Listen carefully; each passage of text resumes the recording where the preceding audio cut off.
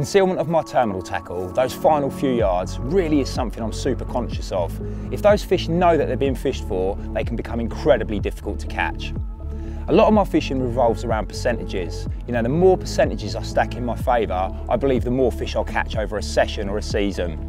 Breaking down concealment of my terminal tackle to various different elements, I'd always start off by trying to ascertain what is the substrate I'm fishing over, you know, what is out there. And I do that by utilising a marker rod with marker braid and a bare lead, feeling across the spot. Is the lead gliding across it? Therefore, is it silt or silkweed? Is it bouncing across it and tapping? Is it gravel? I'd look at the lead, try and ascertain what's on it. Can I see bits of silt or clay stuck onto the lead itself? Those pieces of information will then start to dictate what components I'll use within my setup. Talking specifics, you know, let's start off with my Hooklink. For sure, I'll opt to use a colour that matches the substrate I'm fishing over, whether that be gravel or clay, silt, weed. My Hooklink choice will always, in many instances, be the Armour Link. The reason for this is primarily because of its huge abrasion resistant properties. It's packed full of Kevlar, making it stupidly strong, but more so, it's also very heavy and importantly supple.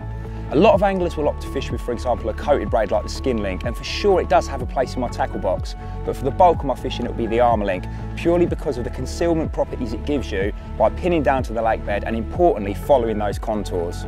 The diffusion camo concept was conceived many years ago and revolved around years and years of testing to try and ascertain a coloration that would work the best over various lake bed bottoms.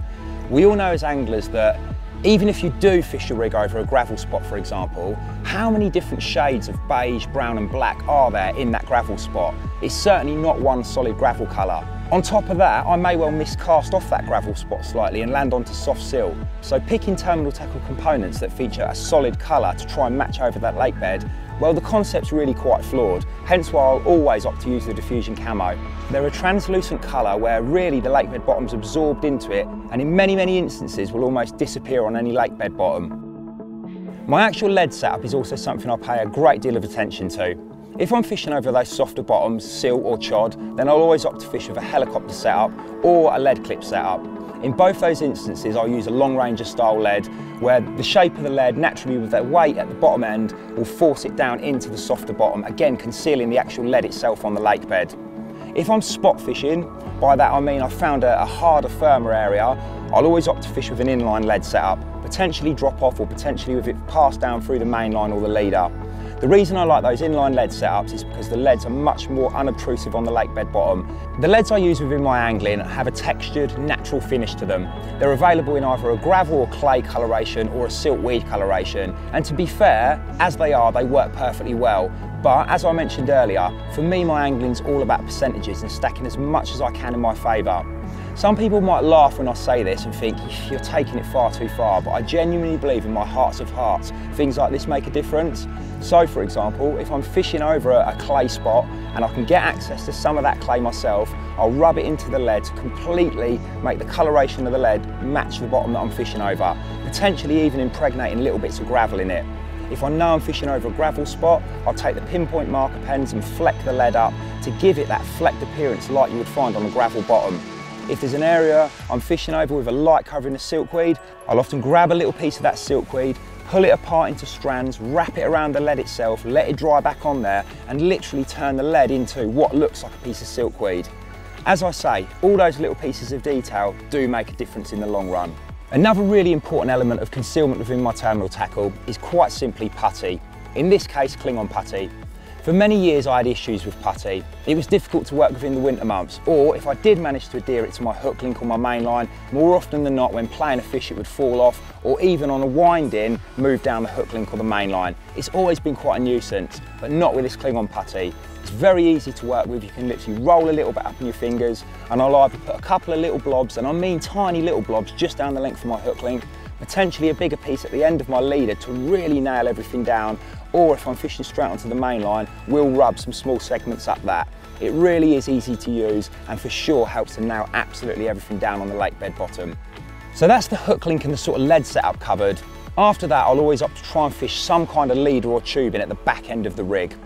If the water is gin clear, a gravel pit for example, then I'll always opt to fish with the diffusion camo leaders. Not only are they very supple, but they also almost completely disappear on the lake bed bottom. If, however, the water's got a little bit of colour to it, then my absolute #1 leader choice is the Klingon leader. For many, many years I've fished with lead core, and for sure it's extremely heavy and pins everything down onto the bottom, but what it doesn't do is follow the contours of the lake bed. You'll often find with lead core that unless the bottom is truly flat, it will be sticking up, kinking and stuff, whereas with the Klingon leader, because of its super supple nature, it will perfectly follow whatever it's fishing over. If, however, there's a leader ban on the venue in question, then I will fish directly onto the main line, maybe with a heavy fluorocarbon, or in more recent years, with our Klingon tungsten tube. Tubing's again always been a bit of a bane for me. Pretty hard to work with, difficult to thread, not particularly supple, and in some instances you can get air trapped inside the PVC that actually causes it to float up off the main line, but not with our new Klingon tube. It really is a dream to thread, and it's something I carry everywhere with me, especially in this day and age when more and more waters are not allowing the use of leaders. And finally, moving up to my actual main line. For me, my end game with concealment is always to try and pin the rig down, pin the leader or the tubing setup down, and then in an ideal situation, about 5 to 10 metres of my main line thereafter. If I'm fishing a venue where between me on the bank and the spot I'm fishing, it's nice and flat, I'll absolutely incorporate the Easy Glide backleads into my setup. Not only do they pin down your main line completely on a lake environment, maybe in the canal where you have the troughs and you need to stop the boats picking up your main line, or even in a river, they also serve another great purpose, and that is that it allows me to fish my bobbin up on the blank. To me, this is really important because in this instance, with the use of backleads, I can also register a drop back indication. For sure, there are many instances though where you don't have that flat bottom between yourself and where you're actually fishing. In those situations, there may well be weed beds there, potentially gravel bars, plateaus, and it's very, very difficult to incorporate backleads into your setup and get that perfect line lay. So in those instances, I'll opt to fish my rod tips up nice and high, potentially fish with a flying backlead with a 6mm bead above it to shoot back up the line maybe 10 to 15 metres, pin that bit down, and then basically have my line entering the water quite tight, but that final 10 to 15 metres on the bottom, dead concealed around the rig setup.